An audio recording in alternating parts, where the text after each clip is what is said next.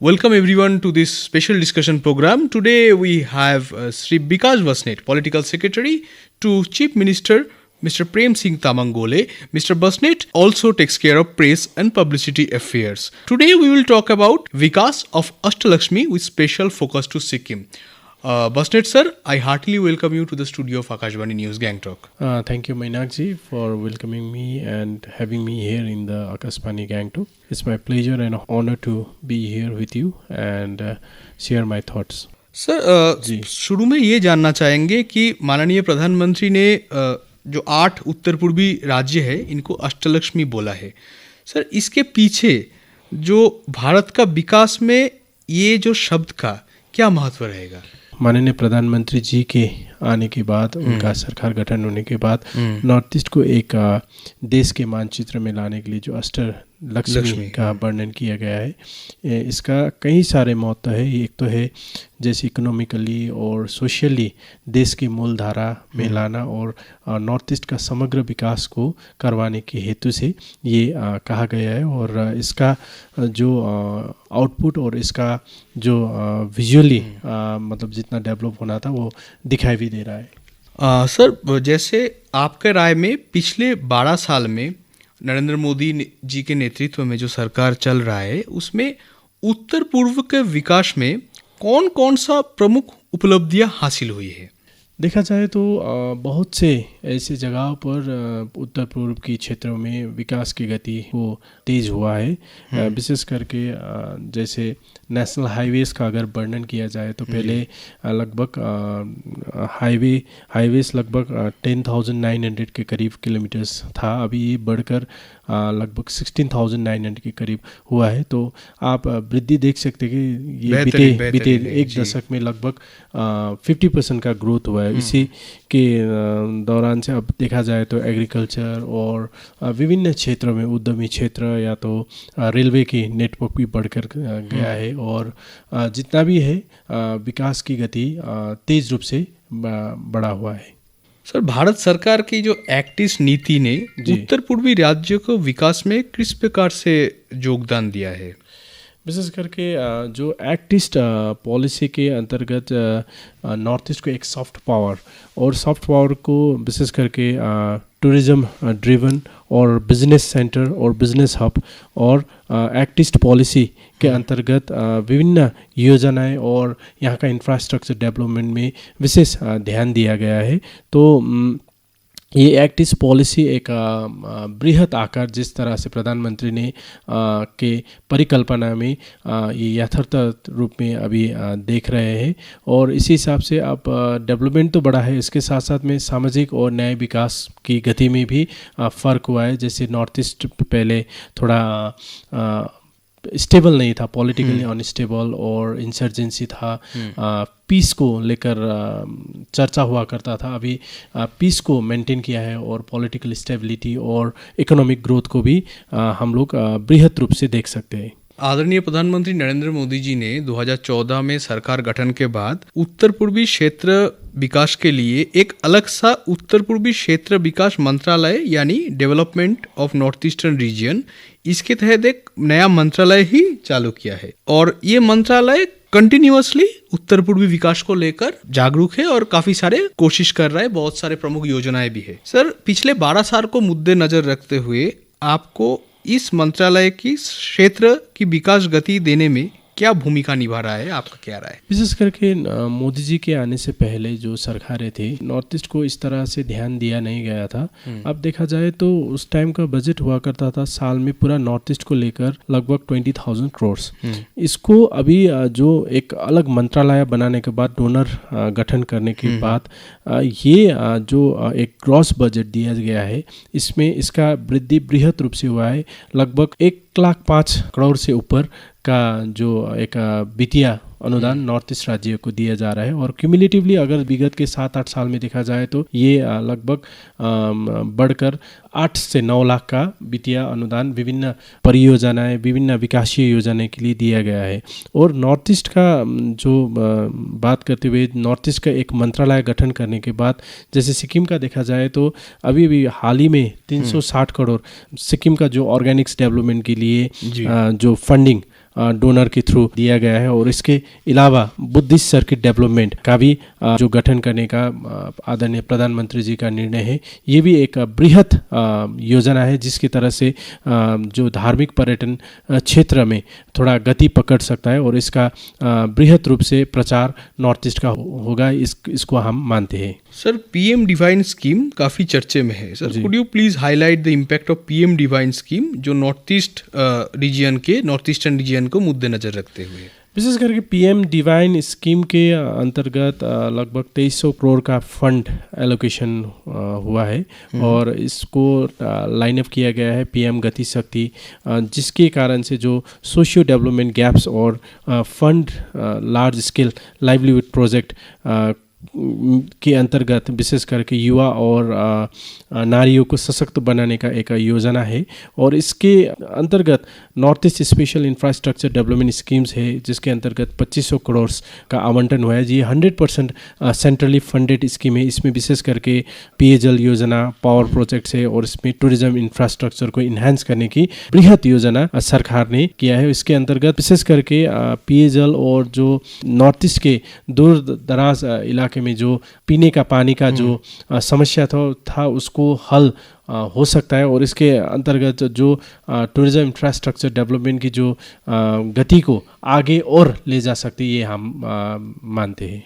Sir, इसी संदर्भ में जानना चाहेंगे कि 2014 से पहले कनेक्टिविटी, मतलब सड़क मार्ग हो, रेल मार्ग हो या हवाई मार्ग हो, कनेक्टिविटी हमेशा एक डिबेटेबल एस्पेक्ट था जहां तक नॉर्थ ईस्टर्न स्टेट्स की बात होता है। तो सर, 2014 के बाद आपको क्या लगता है सर, कैसे ये जो इंफ्रास्ट्रक्चर प्रोजेक्ट्स और कुछ तो नॉर्थ ईस्ट के लिए डेडिकेटेड भी बने हैं, कैसे हाईवे, रेलवे और एयरपोर्ट नॉर्थ ईस्ट का राज्य में सिक्किम को रखते हुए बाकी भी नॉर्थ ईस्ट का राज्य को कैसे ट्रांसफॉर्म किया है? कनेक्टिविटी को लेकर एक चिंता था। जैसे नॉर्थ ईस्ट में पहले मानते थे कि कनेक्टिविटी मेजर प्रॉब्लम है, टूरिज्म इंफ्रास्ट्रक्चर था, टूरिज्म का प्रोस्पेक्ट था, इकोलॉजिकल डेवलपमेंट का बहुत प्रोस्पेक्ट था। लेकिन यहाँ का एक चिंता था कि ये थोड़ा हिली टेरेन और यंग माउंटेन यहाँ का जो टेरेन होने के कारण से कनेक्टिविटी मेजर प्रॉब्लम था। अभी एनडीए और प्रधानमंत्री जी के आने के बाद लगभग 74,000 का निवेश रेलवेज में किया है। और इसके अलावा जो उड़ान स्कीम के अंतर्गत विभिन्न नॉर्थ ईस्टर्न स्टेट पर एयरपोर्ट का निर्माण और इसके साथ साथ में रेलवे नेटवर्क बहुत तेज़ी से बढ़ रहा है। और हाईवेज़ का मैंने जो अभी जिक्र किया था, पहले लगभग 10,900 किलोमीटर्स था, अभी वो बढ़कर 16,500 के करीब पहुंचा है। तो अभी जितना भी नॉर्थ ईस्ट के अंडर में हाईवेज था, ये सब अभी जो प्रीमियम एजेंसीज जैसे मंत्रालय के अंतर्गत में लाकर ये हैंडओवर किया गया। इसके अंदर में लाने के बाद जो ये हाईवेज का डेवलपमेंट होने के बाद कनेक्टिविटी बूस्ट होने का आसार है और अभी विजिबल चेंजेस भी दिख रहा है। सर, हम लोग ये प्रत्यक्ष किए हैं कि मोदी सरकार का जो मेन मकसद था उसमें से एक था कि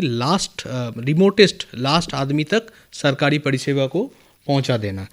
तो सर, इसी तहत इसी मुहिम को याद रखते हुए north east special infrastructure development scheme ये सरकार ने लॉन्च किया है।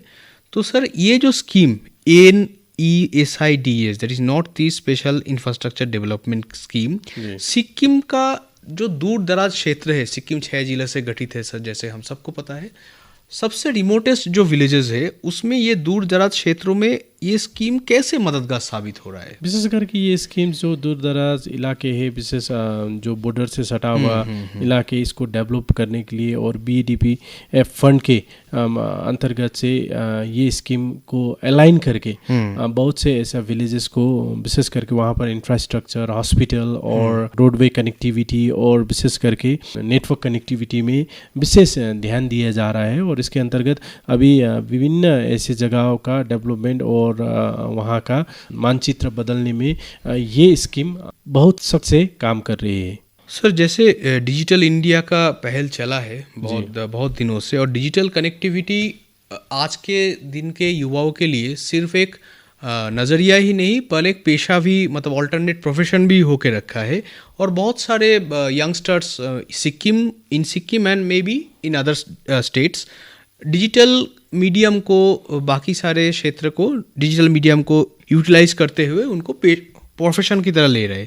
सर, ये जानना चाहेंगे कि उत्तर पूर्व क्षेत्र में डिजिटल कनेक्टिविटी और डिजिटल समावेशन को बढ़ाने के लिए सिक्किम सरकार और केंद्र सरकार कैसे एकजुट होकर काम कर रहे हैं? विशेष करके डिजिटल जो रेवोल्यूशन अभी जो प्राइम मिनिस्टर नरेंद्र मोदी जी के नेतृत्व में हो रहे हैं, और जैसे डिजिटल भारत निधि कार्यक्रम और डिजिटल नॉर्थ ईस्ट विजन के अनुरूप अभी ऐसे जगह पर, दूर दराज जगह पर कनेक्टिविटी का जिस जगह पर समस्या था, BSNL के थ्रू लगभग 1 लाख से ऊपर इंडिजिनियस विलेजेस पर आत्मनिर्भर 4G साइट्स का जो इंस्टॉलेशन हुआ है। उसके अलावा जो 5G कनेक्टिविटी का बहुत प्रॉब्लम था, इसको भी अभी रेक्टिफाई करके नॉर्थ ईस्ट के दूर दराज इलाकों में 5G कनेक्टिविटी का व्यवस्थापन और सुदृढ़ हुआ है। और इसके अलावा जैसे 6355 GPUs जो नॉर्थ ईस्ट के अंदर में था, उसमें ये BSNL सर्विस रेडी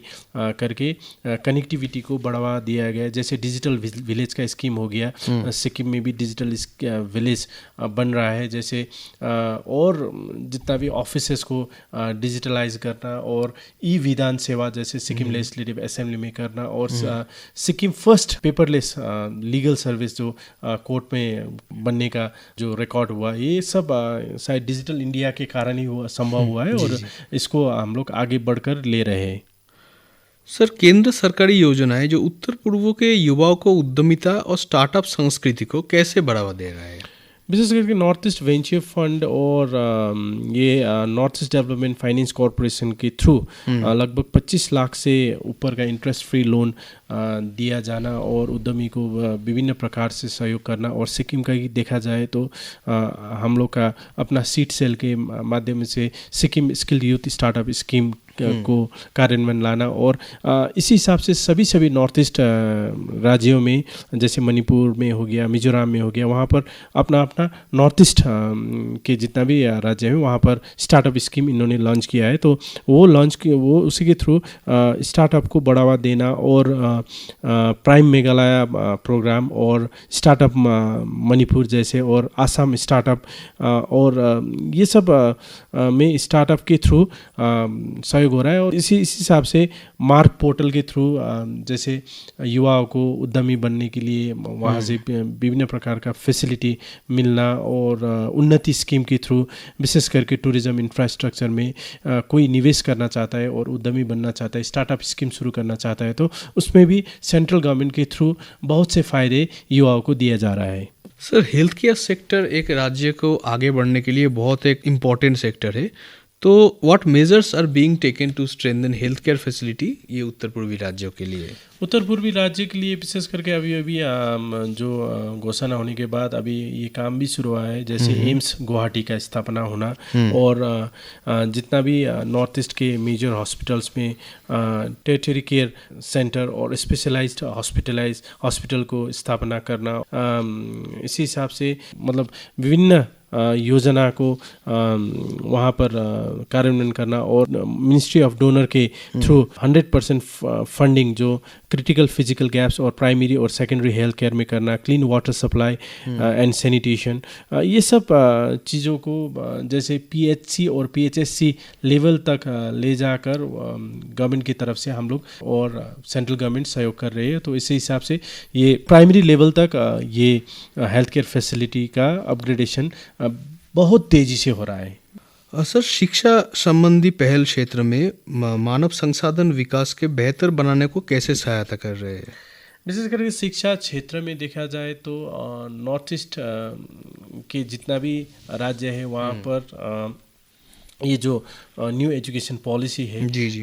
तो ये पॉलिसी के अंतर्गत जैसे PM श्री स्कूल्स का को जैसे एग्जिस्टिंग स्कूल्स को PM श्री स्कूल बनाना, और सेंट्रल के विभिन्न स्कीम्स को वो स्कूल्स को फैसिलिटेट करना, और मॉडर्न स्कूल्स को गठन करना। जैसे सिक्किम में विभिन्न मॉडर्न स्कूल्स को गठन करके और PM और डोनर और विभिन्न मंत्रालय के फंडिंग के थ्रू इसको और शिक्षा को अच्छी बनाने के कारण ही आज सिक्किम 100% लिटरेट स्टेट अभी भी घोषणा हुआ है। तो ये सब स्कीम्स के कारण, जैसे नीति आयोग का प्रोजेक्ट है 7 एजुकेशन, ये सब प्रोजेक्ट के अंतर्गत बहुत सारे काम हो रहा है। जैसे आईटी सर्विस और मिनिस्ट्री ऑफ स्किल डेवलपमेंट के through national skill training institute को गठन करना सभी स्टेट्स पर, और एजुकेशनल इंस्टीट्यूट को इंजीनियरिंग और टेक्निकल करिकुलम में इंक्लूड करना, और पीएम विश्वकर्मा योजना, डिजिटल लिटरेसी, और ये सब स्कीम्स को लॉन्च करने के बाद एजुकेशन में बृहद डेवलपमेंट हम लोग देख रहे हैं। सर, हम सभी को पता है कि पर्यटन का भूमिका उत्तर पूर्व के आर्थिक विकास में बड़ा अहम है। आपको सर ऐसा कौन कौन सा स्कीम्स लगता है जो उत्तर पूर्वी भारत, स्पेशली सिक्किम के आर्थिक विकास में बहुत बड़ा भूमिका निभा रहा है? जैसे मैंने बताया, उड़ान स्कीम के अंतर्गत एयरपोर्ट का गठन करना और पर्यटन को एक्सेसिबिलिटी फ्री बनाना, और दूसरा चीज़ स्वदेश दर्शन 1 और 2 के अंतर्गत विभिन्न स्कीम्स को लाकर और जो एग्जिस्टिंग स्कीम्स को रेनोवेशन, रिपेयरिंग करना, और न्यू टूरिज्म डेस्टिनेशन को आइडेंटिफाई करना, ये सब चीज़ से पर्यटन का डेवलपमेंट वृद्धि बहुत तेज़ी से हुआ है। और प्रधानमंत्री जी का बार बार संबोधन में नॉर्थ ईस्ट की विजिट करना, जैसे सिक्किम स्टेट विजिट करना, इसका मायने के कारण से आज देखा जाए तो नॉर्थ ईस्ट में पर्यटन का जो विजिट है, इसमें काफ़ी वृद्धि या तो उसमें ग्रोथ हम लोग ने मैसिवली देखा गया है। सर, हवाई अड्डे का बात जब आया तो एक चीज़ जानना चाहेंगे, श्रोताओं का भी ये इंटरेस्ट होगा कि फ़िलहाल सिक्किम में जो हवाई अड्डा है पाक्योंग नॉन ऑपरेशनल है, पर सर आगे जाकर फ्यूचर में उसको थोड़ा रिवाइव करने का या और कोई हवाई अड्डे का मतलब सोचना होने का कोई संभावना है कि नहीं? ये जो हवाई अड्डा है इसको लगभग 3 साल हुआ बंद हुआ 3 से 4 साल हुआ। तो हम लोग इसको खोलने के प्रयास में हैं। जैसे हमारा honourable chief minister Shri Prem Singh Tamang गोले जी जब भी दिल्ली जाते हैं और केंद्रीय मंत्री से मुलाकात करते हैं, तो ये चीज़ को हम लोग ने बार बार उठाया है। तो थोड़ा वेदर फिजिबिलिटी नहीं होने के कारण भी थोड़ा एक प्रॉब्लम है, और इसमें कुछ टेक्निकल फॉल्ट भी है। तो इसको हम लोग देख रहे हैं, और फ्यूचर में हम आशा करते हैं कि सेंट्रल गवर्नमेंट के सपोर्ट से और विभिन्न एयरलाइंस कंपनीज़ के मतलब इंटरेस्ट के कारण और ये फिर फंक्शनल होगा, और ये फंक्शनल होने के बाद मेनली बेनिफिट होगा सिक्किम के लोगों को, और टूरिज़्म का ग्रोथ में और ये बढ़ावा मिलेगा। सर, उत्तर पूर्वी की पर्यटन क्षेत्र में स्वदेश दर्शन और प्रसाद, ये दो जो स्कीम है, इसका थोड़ा भूमिका हमारा श्रोताओं को बताइए प्लीज। विशेष करके प्रसाद स्कीम और स्वदेश दर्शन जो कम्प्रिहेंसिव इंफ्रास्ट्रक्चर और की डेस्टिनेशन एंड पिलग्रिमेज साइट को बढ़ावा देने के लिए ये पीएम मोदी जी का एक बृहत योजना है, और इसमें विशेष करके नॉर्थ ईस्ट सर्किट्स डेवलपमेंट करने के लिए बढ़ावा दिया गया था। इसमें विशेष करके टूरिस्ट लॉज, हेलीपैड्स और व्यू पॉइंट्स, डेक्स, ये सब को मतलब काफ़ी रूप से बृहत रूप से इंफ्रास्ट्रक्चर डेवलपमेंट हुआ था। और स्वदेश दर्शन 2.0 भी शुरू हुआ था, जहाँ पर जैसे पिलग्रिमेज साइट और विभिन्न जो अनआइडेंटिफाइड टूरिज्म डेस्टिनेशन था उसको बढ़ावा करने के लिए, उसको प्रमोट करने के लिए, उसको विकास करने के लिए, एक तरह से कहा जाए तो ये प्रसाद और स्वदेश दर्शन के बिहाफ में नॉर्थ ईस्टर्न स्टेट को बहुत ज़्यादा फंड मिला है, और वो फंड को यूटिलाइज भी हुआ है, और उसका विजिबल आउटकम भी अभी हम लोग देख रहे हैं। जैसे टूरिज्म ग्रोथ होना और न्यू डेस्टिनेशन को प्रमोट होना और न्यू डेस्टिनेशन को आइडेंटिफाई करना, और टूरिस्ट लोगों का इंटरेस्ट वो डेस्टिनेशन के तरफ बढ़ना भी एक ये स्वदेश दर्शन का सक्सेस स्टोरी हम लोग मानते हैं। सर, पर्यटन के साथ साथ सिक्किम अपनी जैविक खेती के लिए भी प्रसिद्ध है जी। इस मॉडल से सतत विकास और किसानों को आप आय बढ़ाने के लिए कैसे योगदान दिया जा सकता है? विशेष करके जो हम लोग का ऑर्गेनिक स्टेट है, ये हम लोग ट्रेडिशनल फार्मिंग ही ऑर्गेनिकली हम लोग प्रैक्टिस करते थे जी। तो इसको बढ़ावा देने के लिए जिस तरह से केंद्र का सहयोग और सिक्किम राज्य सरकार की जिस तरह से भागीदारी है और सोच के कारण से अभी जैसे जितना भी कैश क्रॉप्स में इंसेंटिव देना, ये सब ऑर्गेनिक कल्चर को बढ़ावा देने के लिए ही सरकार ने, जैसे हमारा सिक्किम सरकार ने किया है। और इसके इसके अलावा जैसे इफ़को ऑर्गेनिक्स का गठन करके जैसे केंद्र और राज्य के दोनों का साझेदारी में इफ़को ऑर्गेनिक सेंटर्स को गठन करके जो ऑर्गेनिक्स जो प्रोडक्ट्स है उसका जो मूल्य अच्छी तरह से नहीं मिलता था, तो ये इफ़को ऑर्गेनिक्स की तरफ से जैसे कृषकों का जो आय अर्जन है उसको बढ़ना और जो उन लोग का प्रोडक्ट का सेल करने का कोई जगह नहीं था, तो इफ़को ऑर्गेनिक्स के थ्रू खरीद रहे हैं। सरकार एक उच्चतम मूल्य में खरीद रहा है। और इसके अलावा इसको बढ़ावा देने के लिए हम लोग विभिन्न स्कीम्स लॉन्च किया है, जैसे एग्रीकल्चरल इक्विपमेंट्स को प्रोवाइड करना, सीड और सैपलिंग्स को प्रोवाइड करना, और एग्रीकल्चर क्षेत्र में कांस्टेंट ट्रेनिंग मॉनिटरिंग करना और मोटिवेशन करना, यही सब सिक्किम ऑर्गेनिक्स को थोड़ा बढ़ावा देने का सिक्किम सरकार का लक्ष्य है और इसमें केंद्र सरकार का पूरा सहयोग हम लोग को मिल रहा है। सड़क, ग्रामीण विकास और कनेक्टिविटी से जुड़ी केंद्र सरकार की योजनाओं से सिक्किम एज ए राज्य कैसे लाभान्वित हो रहा है सर? विशेष करके पहले हम लोग के पास सिर्फ एक ही हाईवे था, अभी 3 से 4 हाईवे नेशनल हाईवे हुआ है। और इसमें विशेष करके NHCDCL का इन्वॉल्वमेंट और NHCDCL को इन्वॉल्व करके वो हाईवेज़ को और प्रॉपर इंफ्रास्ट्रक्चरल डेवलपमेंट उसका अपग्रेडेशन करना, जैसे PMGSY का फंडिंग की तरफ से जैसे बहुत पहले बहुत कम मिलता था, अभी PMGSY का फंडिंग का बढ़ना और PMGSY का रोड्स को अपग्रेडेशन करना और रोड कनेक्टिविटी को सिक्किम सरकार भी विशेष रूप से ध्यान दे रही है। और विशेष करके एक जो NH10 था सिक्किम का जैसे लाइफलाइन माना जाता है, इसको अभी NHCDCL को हैंड ओवर करके अभी वेस्ट बंगाल गवर्नमेंट ने भी इसको क्लियरेंस दे दिया है। तो ये हाईवे का अपग्रेडेशन होना भी एक बहुत बड़ा बात है और सिक्किम का इकोनॉमी, सिक्किम का इंफ्रास्ट्रक्चर डेवलपमेंट, सिक्किम का समग्र विकास में ये रोडवे कनेक्टिविटी बढ़ने के कारण से बहुत फ़ायदा मिलेगा। और इसके उपरांत जैसे डोनर मिनिस्ट्री और केंद्र के सरकार के सहयोग के कारण से विभिन्न पुराने ब्रिजेस को फिर रेनोवेट करना, न्यू मॉडर्नाइज करना और रोड्स को फिर मतलब न्यू लुक देना, न्यू अपग्रेडेशन करना, ये सब कारण से रोडवे का कनेक्टिविटी बेहतर हो रहा है, ये हम लोग मानते हैं। सर, एक्ट ईस्ट नीति के अंतर्गत व्यापार और संपर्क के लिए सिक्किम के पास कौन कौन से अवसर है? एक्ट ईस्ट पॉलिसी के अंतर्गत व्यापार के क्षेत्र में विशेष करके हम लोग के पास हाइड्रो प्रोजेक्ट्स है और फार्मास्यूटिकल्स इंडस्ट्रीज है। फार्मास्यूटिकल इंडस्ट्रीज को जो 10 इयर्स टैक्स सब्सिडीज मिला था वो अभी रिन्यू करने का एश्योरेंस मिला है। तो और भी फार्मास्यूटिकल्स कंपनी सिक्किम में आने का आसार है और हम लोग एक एजुकेशन इंडस्ट्री हम लोग क्रिएट करना चाहते हैं, जैसे विभिन्न यूनिवर्सिटीज़ का सिक्किम में आना और यूनिवर्सिटीज़ बढ़ना।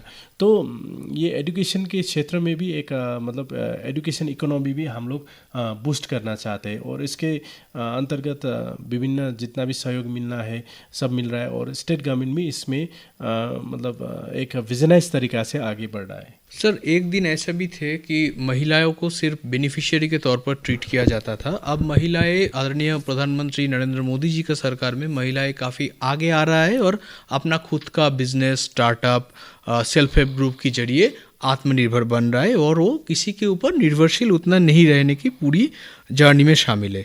सर, इसी तहत जानना चाहेंगे कि महिला स्वयं सहायता समूह यानी सेल्फ हेल्प ग्रुप सिक्किम और उत्तर पूर्व के सामाजिक एवं आर्थिक विकास में कैसे योगदान दे रहे हैं? ये सेल्फ हेल्प ग्रुप जितना भी गांव में सेटअप हुआ है, सेल्फ हेल्प ग्रुप के कारण से जो अनएम्प्लॉयड महिलाएं थी और जो घर में बैठे हुए थे उनको आज एक उड़ान मिला है, उनको एक पंख मिला है कि हम लोग भी कुछ कर सकते, अपना समाज के लिए, अपने आप के लिए आत्मनिर्भर बन सकता है। तो सेल्फ हेल्प ग्रुप के माध्यम से जैसे उन लोग विभिन्न स्टार्टअप शुरू किया है, विभिन्न self help group startup schemes में शुरू करके जैसे एक माइक्रो लेवल का अपना इंडस्ट्रीज अपना गांव में सेटअप करके लोग वोकल फॉर लोकल को प्रमोट कर रहा है। और इसके अलावा जैसे लखपति दीदी का भी जो प्राइम मिनिस्टर ने इन्विजन किया है उसको भी बढ़ावा मिल रहा है। तो सेल्फ हेल्प ग्रुप एक बैकबोन माना जाता है जो एक गांव को इकोनॉमी को सशक्त बनाने के लिए, क्योंकि एक घर की माँ अगर सशक्त होती है तो वो घर सशक्त होता है। तो एक घर की माँ को सशक्त बनाने के लिए सेल्फ हेल्प ग्रुप के जरिए से जिस तरह से वीमेंस को एम्पावर किया जा रहा है, तो वाकई में एक लाजवाब तरीका से एक गांव को, कोई भी गांव को पूरा एक समूह क्रिएट करके वीमेंस को एक क्यूमुलेटिव वे से एम्पावर किया जा रहा है। और नवीकरणीय ऊर्जा और हरित विकास पहले सिक्किम और उत्तर पूर्व के भविष्य को किस प्रकार आकार दे रहा है? नॉर्थ ईस्ट में अभी देखा जाए तो वेरियस रिवर्स है और डाउन स्ट्रीम्स है, इसमें पावर प्रोजेक्ट्स लगाकर रिन्यूएबल एनर्जी को बढ़ावा देना, और इसके अलावा जैसे नॉर्थ ईस्ट के में विभिन्न इंडस्ट्रीज लगाकर उसको बढ़ावा देना, और इसके अलावा जो अभी इलेक्ट्रिक व्हीकल्स का प्रमोशन कर रहे हैं नॉर्थ ईस्ट में, तो इससे भी मतलब नॉर्थ ईस्ट एक रिन्यूएबल एनर्जी का हब बन सकता है, क्योंकि नॉर्थ ईस्ट को माना जाए तो नॉर्थ ईस्ट के अगल बगल में विभिन्न देशों हैं, वहाँ पर इंपोर्ट एक्सपोर्ट में हम लोग रिन्यूएबल एनर्जी का काफ़ी तरह से कर सकते हैं। और जैसे पावर ग्रिड में जो हाइड्रो प्रोजेक्ट्स के थ्रू नॉर्थ ईस्ट का जितना भी हाइड्रो प्रोजेक्ट, तो पावर ग्रिड में जो हमारा पार्टिसिपेशन है वन ऑफ द हाईएस्ट है, तो इसके कारण से देश का विकास में और जो रिन्यूएबल एनर्जी की तरफ में नॉर्थ ईस्ट अग्रज में मानता हूँ। सर, उत्तर पूर्वी क्षेत्र का समग्र विकास के लिए अभी कौन कौन सी प्रमुख चुनौतियां केंद्र और राज्य सरकार के सामने है, जिनका समाधान अति आवश्यक है? चुनौतियाँ तो मेन तो है रोडवे कनेक्टिविटी को थोड़ा बढ़ाना है, मेनली रेलवे कनेक्टिविटी, और फ्लाइट कनेक्टिविटी को भी थोड़ा बढ़ाना है। कनेक्टिविटी का चैलेंजेस है, लेकिन ये नहीं कि चैलेंज है उसके उपरांत अभी जीरो है, उसका वो मायने नहीं है। मतलब इसका डेवलप हो रहा है, तो अगर और तेज़ी से अगर ये सब चीज़ों का डेवलप हो जाता है तो नॉर्थ ईस्ट एक बेहतर भविष्य की दिशा में आगे बढ़ सकता है। श्रोताओं, हम धीरे धीरे इस अंतर्वार्ता का अंतिम पहलू के तरफ बढ़ रहे हैं। सर, जानना चाहेंगे विकसित उत्तर पूर्व और विकसित भारत 2047 का, विकसित उत्तर पूर्व और विकसित भारत 2047 का लक्ष्य को प्राप्त करने में सिक्किम राज्य की भूमिका को लेकर आपका क्या दृष्टिकोण है? जो प्राइम मिनिस्टर ने विकसित भारत 2047 का एक मॉडल उन्होंने और संकल्प किया है, तो इसमें हम लोग यही बोलना चाहते हैं कि हाँ, जितना भी नॉर्थ ईस्ट स्टेट है इसको साथ देते हैं, विशेष करके सिक्किम भी साथ देते हैं। और जब देश का आज़ादी का 100 साल पूरा होगा तो विकसित भारत 2047 अर्थात आत्मनिर्भर भारत, वोकल फॉर लोकल को प्रमोट करके और वीमेन और यूथ को पूर्ण मतलब एम्पावर करके आगे बढ़ने का जो संकल्प प्रधानमंत्री जी ने लिया है, इसमें हम लोग साथ हैं। और नॉर्थ ईस्ट देश के मानचित्र और देश का कोई भी अगर मतलब ऐसा स्कीम्स आता है या तो देश का कोई भी उज्जवल भविष्य के लिए हम लोग साथ हैं और ज़रूर साथ में रहेंगे। सर, आज का अंतर्वार्ता का आखिरी प्रश्न आपके लिए, राष्ट्र निर्माण और क्षेत्रीय विकास के संदर्भ में आप सिक्किम और उत्तर पूर्व के युवाओं को क्या संदेश देना चाहेंगे? जितना भी उत्तर पूर्व की युवा है, इतना स्कीम्स गवर्नमेंट ने लाया है, जैसे विभिन्न राज्यों का अपना अपना स्कीम्स है, उसके अलावा सेंट्रल गवर्नमेंट का विभिन्न स्कीम्स है। ये स्कीम्स को आप लोग लाभ ले लीजिए। जैसे मैं देख रहा था उन्नति स्कीम, इतना बढ़िया स्कीम्स है स्टार्टअप के लिए, लेकिन इसका बेनिफिट्स बहुत कम है। नॉर्थ ईस्ट का जितना भी स्टेट है उसमें रजिस्ट्रेशन बहुत कम हुआ है, तो ये सब स्कीम्स का लाभ आप लोग ले लीजिए, रजिस्ट्रेशन कीजिए, और ये जो बेनिफिट्स मिल रहा है ये बेनिफिट्स का भरपूर लाभ लेके आगे बढ़ने की हम लोग सलाह देते हैं। क्योंकि सरकार, केंद्र सरकार हो या राज्य सरकार, नॉर्थ ईस्ट के युवाओं की उज्जवल भविष्य की तरफ है, उन लोग का उज्जवल भविष्य निर्माण करना चाहती है। ये है कि हम लोग को भी सशक्त होकर ये सब चीज़ों का लाभ लेना चाहिए। तो श्रोताओं, आज हमारा अंतर्वार्ता में आज प्रमुख स्कीम्स के बारे में हम चर्चा की है, जो उत्तर पूर्वी के विकास, सिक्किम हो या बाकी सारे उत्तर पूर्वी राज्य को विकास में अहम भूमिका निभाए हैं। हम आशा करते हैं इस अंतर्वार्ता से आप काफ़ी प्रभावित हुए होंगे। और अंत में मैं विकास बस्नेट जी, जो political secretary to honourable CM Prem Singh Tamang Golay and press and public affair का प्रमुख है, उनको बहुत बहुत धन्यवाद देना चाहता हूँ फिर एक बार कि अपना बिजी शेड्यूल से समय निकालकर वो आकाशवाणी समाचार गांगटॉक में इस अंतर्वार्ता को भाग लेने आए हैं। तो आशा करते हैं कि सिक्किम राज्य और उत्तर पूर्वी बाकी राज्यों का जो विकास का सिलसिला है, जो विकास का कारवा है, वो ऐसे ही चीफ मिनिस्टर प्रेम सिंह तमांग गोले जी एंड आदरणीय प्रधानमंत्री नरेंद्र मोदी जी के नेतृत्व में चलता रहेगा। फिर मिलेंगे अगली अंतर्वार्ता में। जुड़े रहिए आकाशवाणी समाचार गैंगटॉक के साथ।